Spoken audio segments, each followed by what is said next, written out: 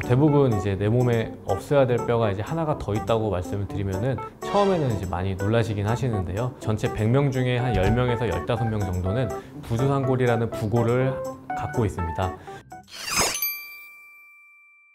안녕하세요. 연세와병원의 정형외과 전문의 이동근입니다. 오늘은 외래에서 흔히 볼 수 있는 부주상골 증후군이라는 질환에 대해서 준비를 해보았습니다.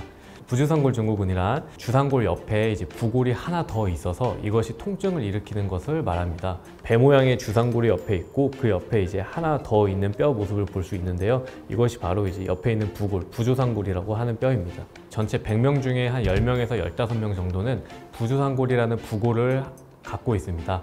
그래서 보통은 일반적으로 부주상골 자체만으로는 통증을 유발하진 않는데 발목을 접지르는 외상이 있던지 오래 걷는다든지 체중이 갑자기 확 는다든지 청소년기에 키가 이제 급격하게 성장이 이루어지는 경우에는 부주상골에 통증이 생길 수가 있습니다. 메인 주상골과 이제 단단한 섬유 조직으로 결합이 되어 있는데요. 어떠한 원인으로 인해서 이 섬유 조직 결합이 깨지면서 이제 부주상골이 흔들리면서 통증이 발생하게 되는 것입니다. 대부분 이제 내 몸에 없어야 될 뼈가 이제 하나가 더 있다고 말씀을 드리면은 처음에는 이제 많이 놀라시긴 하시는데요. 제가 이제 10명 중에 이제 1명 또는 2명은 다 갖고 있는 뼈이기 때문에 너무 걱정하지 말라고 말씀을 드리면은 대부분 안심하십니다.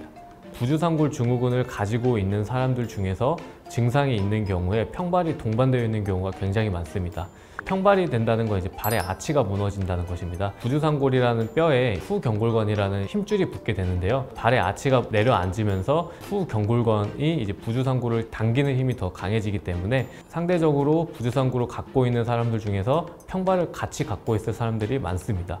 평발의 특징적인 증상은 이제 오래 걷거나 오래 서 있을 때 발바닥 쪽이나 발의 아치 쪽이 피곤하고 아프고 찢어지는 듯한 통증이 발생하게 되는데요. 부주상골과 이제 평발의 이제 증상이 비슷하기 때문에 이제 외래에서 이제 환자분들과 대화를 해보면서 어떤 것을 치료해 볼지, 부주상골을 치료해야 될지, 평발을 같이 치료해야 될지, 수술을 한다고 하면은 부주상골에 대한 치료만 하면 될지, 아니면 평발 교정 수술도 같이 해야 될지에 대해서 이제 고민하게 됩니다.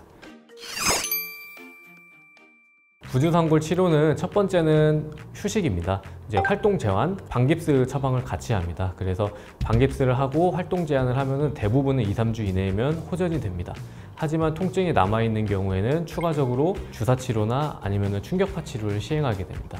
그리고 평발이 동반된 경우에는 이제 깔창도 같이 시행하게 됩니다. 깔창의 경우에는 시중에서 파는 깔창보다는 개인 맞춤형 깔창을 통해서 아치를 지지해 줄 수 있는 그러한 깔창을 제작해서 착용하도록 권유드리고 있습니다. 평발인 경우에도 그 깔창을 하면 좀 걷는데 훨씬 편해질까요? 깔창의 목적은 이제 평발 자체를 교정하기보다는 평발로 생기는 증상을 좀 줄어들고 이제 해소시킬 수 있는 목적으로 이제 착용하게 되는 거고요.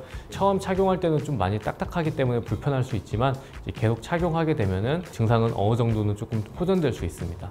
하지만 이런 경우에도 계속해서 통증이 재발하고 빈번하게 발생하는 경우에는 이게 또 일상생활에 지장을 주는 경우에는 수술적 치료를 권하게 됩니다. 부주상골 증후군의 수술적 치료 방법은 문제가 되는 부골을 제거하는 게 핵심입니다. 부골을 제거를 하고 부골에 붙어있던 후경골건을 다듬은 다음에 옆에 있는 주상골에 다시 붙여주는 작업을 하게 됩니다. 비교적 간단한 수술이고 수술 시간은 30분에서 1시간 정도 소요된다고 생각하시면 될 것 같습니다.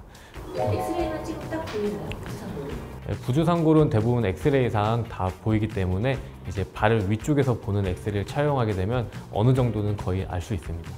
부주상골이 생긴 모양이 사람마다 또 다 다르게 되는데 그렇기 때문에 엑스레이나 이런 검사 말고 자가 진단으로는 이제 정확히 알기는 좀 어려울 것 같습니다. 비슷한 질환으로는 후경골건 기능 부전이라는 질환이 있는데요. 마찬가지로 평발을 유발할 수 있는 질환인데요. 이거 같은 경우는 후경골건 부착부에 염증이 생기거나 이제 후경골건 기능 자체가 떨어지면서 발의 아치가 무너지는 후천성 편평족을 말하게 됩니다. 평발의 종류는 선천성과 후천성으로 나뉘는데요. 이제 어릴 때부터 이제 생길 수 있는 선천성 평발과 그리고 이제 성인이 돼서 후경골건의 기능이 떨어짐에 따라서 생길 수 있는 후천성 편평족이 따로 있습니다. 초기 단계에서는 주사 치료나 충격파 치료를 먼저 시행하게 되고 마찬가지로 깔창 같은 치료를 해볼 수가 있습니다. 하지만 단계가 이미 진행이 돼서 평발이 진행된 경우에는 수술적 치료 방법을 조금 더 고민하게 됩니다. 대표적인 거로는 이제 후경골건을 대체할 수 있는 다른 힘줄을 가져와서 붙여주는 수술을 하든지 아니면은 평발을 다 같이 교정할 수 있는 평발 교정 수술을 같이 시행하고 있습니다.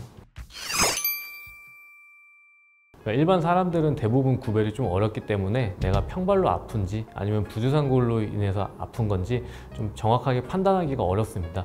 병원에 오셔서 진찰을 받고 이게 과연 내가 아픈 원인이 어떤 건지를 찾아보는 것이 가장 중요합니다.